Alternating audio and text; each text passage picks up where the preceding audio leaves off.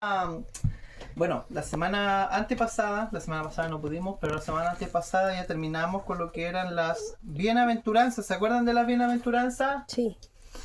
Con las que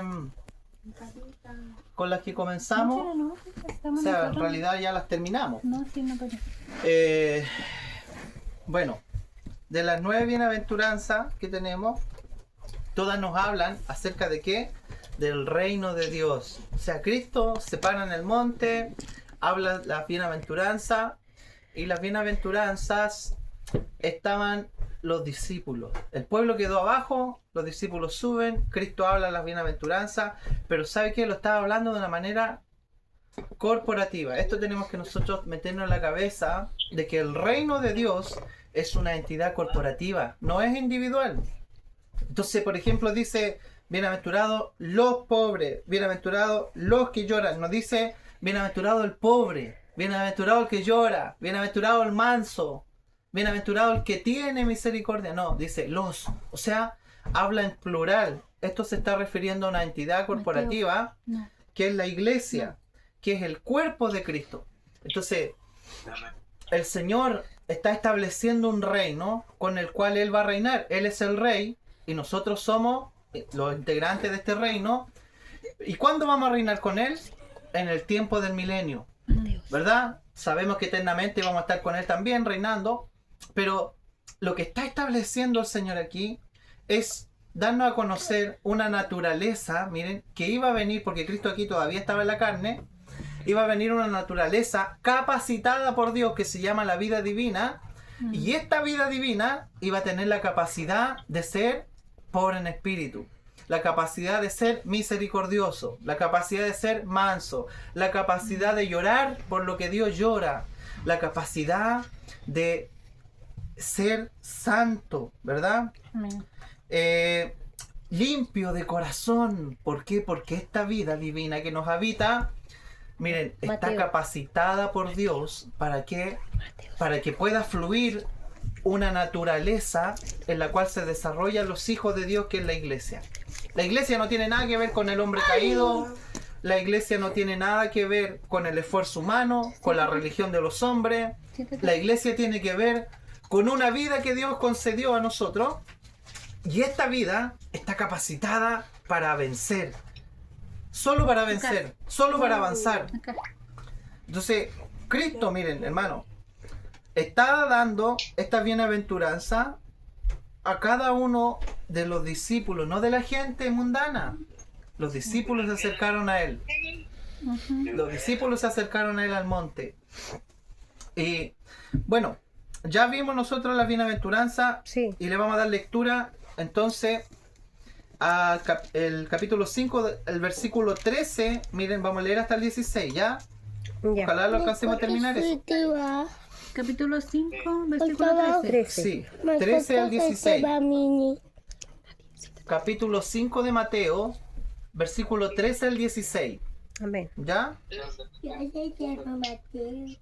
Dice así: vosotros sois la sal de la tierra, pero si la sal se desvaneciere, ¿con qué será salada? No sirve más para nada, sino para ser echada fuera y hollada por los hombres. Vosotros sois la luz del mundo. Amén. Una ciudad sentada sobre un monte no se puede esconder, ni se enciende una luz y se pone debajo de un almud, sino sobre el candelero, y alumbra a todos los que están en casa. Así alumbre vuestra luz delante de los hombres, para que vean vuestras buenas obras y glorifiquen a vuestro Padre que está en los cielos. Amén. Entonces, miren, el Señor nos dio a conocer que esta vida tiene la capacidad de llorar por lo que Dios llora, de amar lo que Dios ama, de ser limpio de corazón, de ser manso, de ser humilde, de ser vituperado incluso por la causa de Cristo, porque esta vida es inofendible. O sea, cuando nosotros pensamos que le fallamos a Dios, que ofendemos a Dios, que nos sentimos culpables, ¿cierto? Y nos sentimos que le fallamos a Dios, y nos sentimos como que deberíamos haber estado a la altura de la situación, Dios no se ofende, porque Dios es inofendible. A Dios no lo podemos traicionar. Sí. ¿verdad? Amén. A Dios no lo podemos traicionar, a Dios no le podemos mentir, porque Dios lo sabe todo, conoce toda nuestra vida. Entonces, a través de Cristo, miren, somos justificados de todas nuestras faltas, de todas nuestras deudas están saldadas delante del Señor, y para Dios ya no hay ningún problema. Entonces, esta vida nos capacita a nosotros para poder entrar en este reino y poder vivir la vida que Dios ya nos regaló. Amén. Ahora, esto es algo que está en nuestro interior. Ahora, ¿cómo funciona esto? ¿Cómo funciona la vida que Dios nos colocó en nuestro interior, verdad? Bueno, el Señor Jesús dice al tiro, dice, ustedes son la sal de la tierra. Lo primero que dice. No dice, tú eres la sal. No. Dice, ustedes, vosotros, ustedes son la sal. ¿Por qué dice vosotros sois la sal? ¿Por qué no dice tú eres la sal? Porque a veces nosotros tenemos el concepto, miren hermano, que se enseña a nivel denominacional, que nosotros tenemos que ser sal, ¿cierto? Pero lo hacen de una manera individual. O sea, lo motivan a la persona y le dicen, por ejemplo, Dios te ha llamado para grandes cosas. ¿A cuántos no han dicho eso? Sí. A muchos. Siempre lo... Lo individualizan. Entonces, Cristo jamás nos pidió algo o jamás se dirigió con palabras individualistas a las personas, sino que siempre cuando habló del reino, porque miren, Mateo habla sobre el reino de Dios. Y cuando Cristo habla del reino de Dios, está hablando de un reino corporativo, no está hablándole a una persona, no está motivando a personas individualistas, sino que está haciendo una descripción de cómo se expresa o lo que tiene, en este caso, la iglesia, que es el reino de Dios. Sí, amén. Entonces, la iglesia es la entidad corporativa de Dios a nivel mundial. Entonces, cuando dice vosotros sois, está diciendo la iglesia es la sal de la tierra. ¿Qué es ser la sal de la tierra? ¿Por qué el Señor nos comparó con la sal? La sal da sabor La sal da sabor, ¿cierto? Sirve para salar. y tiene minerales, tiene componentes que... Tiene minerales, tiene que- componentes, ¿cierto? Entonces, la sal tiene la capacidad de preservar la vida. La sal. Y una de las cosas que nosotros podemos ver, miren, por ejemplo, en Génesis 45:5. Génesis 45:5. Mira lo que dice. Génesis 45:5. Dice lo siguiente. 45:5 dice así: ahora pues, no os entristezcáis, ni os pese de haberme vendido acá, porque para preservación de vida me envió Dios delante de vosotros. ¿Qué significa esto? Significa que el Señor está hablando aquí acerca de la vida de José cuando fue vendido por sus hermanos, ¿se acuerdan? Y José fue vendido por sus hermanos. Y José estuvo en Egipto. Y después, cuando vino hambre a la tierra, sus hermanos desde Canaán fueron a Egipto a buscar comida. Y allí estaba José. Estaba como el segundo al mando. Estaba Faraón. Y después estaba José como el administrador general de toda la nación. Dios lo honró. Dios lo bendijo. Dios, hermano, estuvo en la cárcel. Lo acusaron de estar faltándole el respeto a la esposa de Potifar. ¿Se acuerdan? Todo eso que pasó, José. Pero Dios lo guardó, Dios lo mantuvo, Dios fue fiel, Dios lo libró. ¿Por qué? Porque Él era sal. Y más allá de eso, Dios, miren hermano, estaba preservando y estaba guardando la vida de ¿quién? No de los egipcios, estaba guardando la vida de su pueblo. Sí. Entonces, la tierra es de Dios, todas las cosas son de Dios. Si había alimento en Egipto, bueno, también era para los hijos de Dios, también era para el pueblo. Y en ese tiempo habían pocos israelitas, pocos hebreos. Entonces ellos llegaron allá a Egipto y José se les da a conocer y ellos les dicen no les pese haberme vendido. Porque Dios, miren, Él lo atribuye a Dios. O sea, ¿cuántas de las cosas que nosotros pasamos, miren, pasamos problemas, pasamos dificultades, tenemos a lo mejor de repente situaciones complicadas? pero culpamos a Dios. Pero ¿sabe lo que hizo José? José atribuyó a Dios, miren, no algo negativo, sino que atribuyó algo positivo. Porque nos cuesta a nosotros ver en medio de un proceso complejo, difícil de poder ver para qué estoy pasando esto, por qué me pasa esto, por qué vivo esta situación. Pero Dios, miren hermano, todo lo que para nosotros pareciera que está mal, pareciera que está muerto, Dios lo transforma en algo positivo. Tiene una finalidad, tiene un propósito. Entonces, ¿cuál era el propósito de mantener a José en Egipto?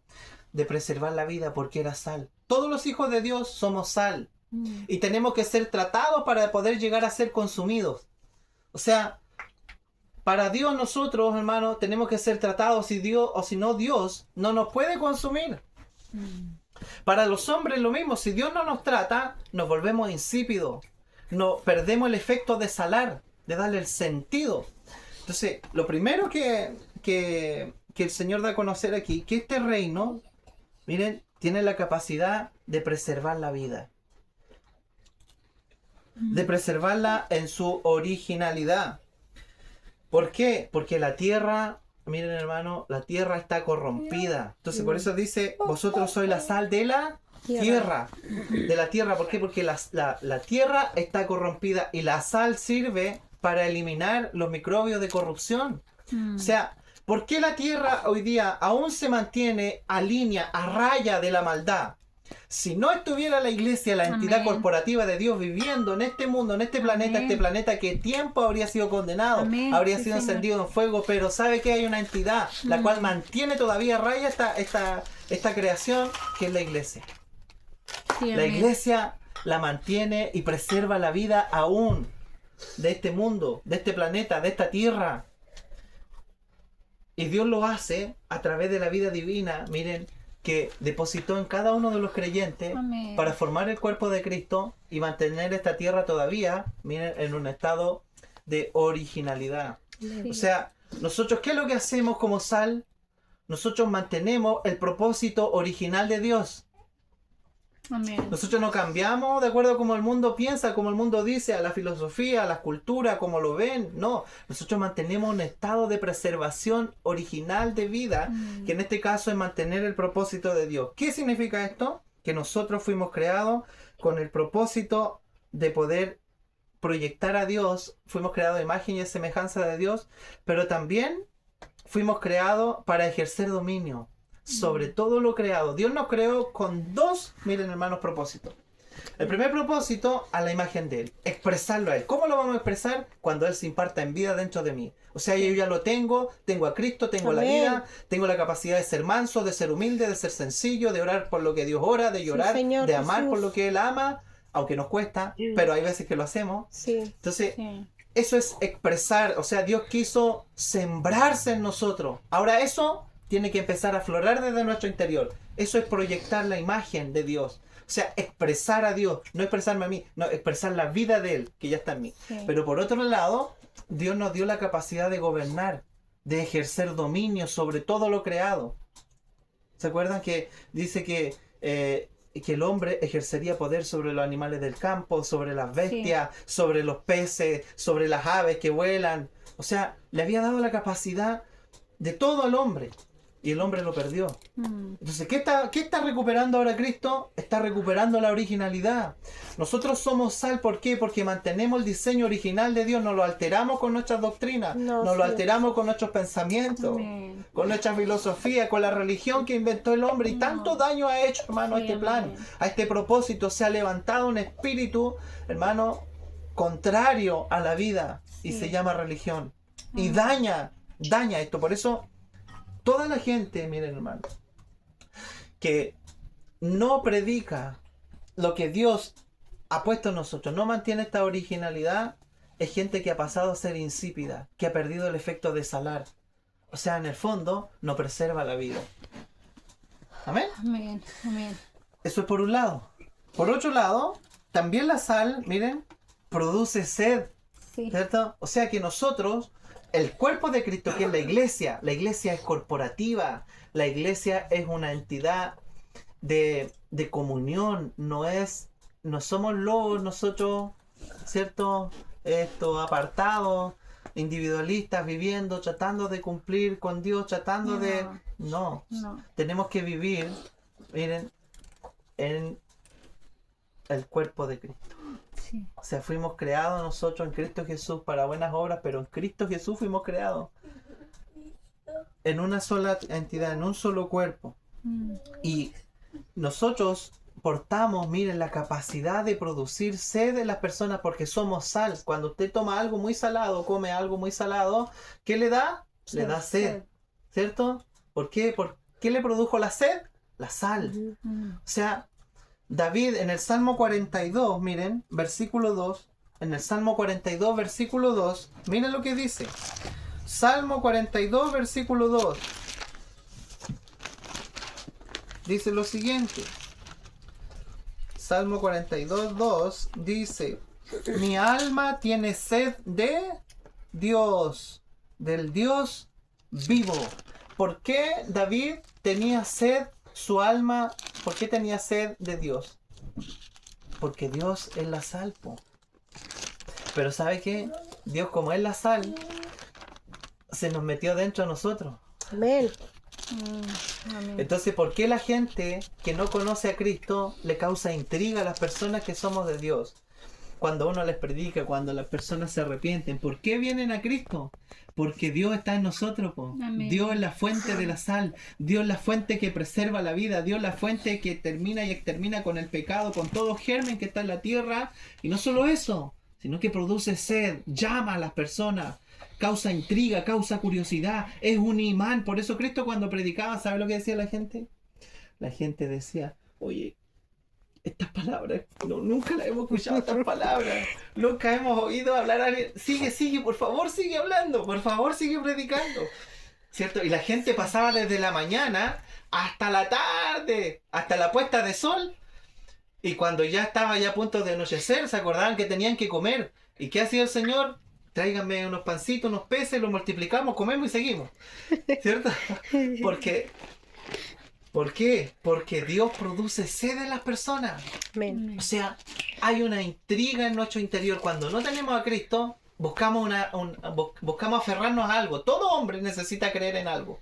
Todas las personas. Sí. Aún los ateos necesitan aferrarse a algo. Y los ateos se aferran a que Dios no existe, pero se aferran a algo. Sí. ¿Verdad? Sí. Claro.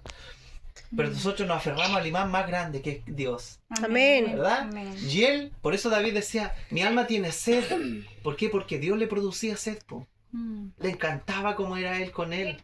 O sea, le encantaba como Dios, como padre era con David. David se aferraba a Dios porque lo conocía, porque lo disfrutaba, porque creía que Dios era bueno, tenía un buen concepto de él. Sí. Y eso hacía que fuera atrayente.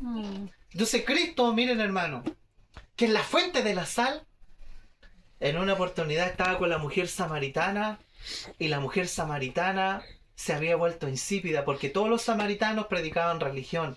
Tenían como máximo exponente de su pueblo a Jacob, y tenían un pozo, es más, en la tierra de Samaria, en donde iban a buscar agua a ellos, en donde le daban a sus animales, Se llamaba el pozo de... y se llamaba el pozo de Jacob. Entonces ellos iban ahí, y ahí fue el Señor Jesús.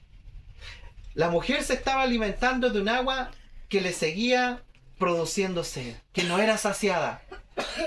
Pero ¿sabe qué? Cristo le dijo: si tomaras de la agüita que yo tengo, no tendrías sed jamás.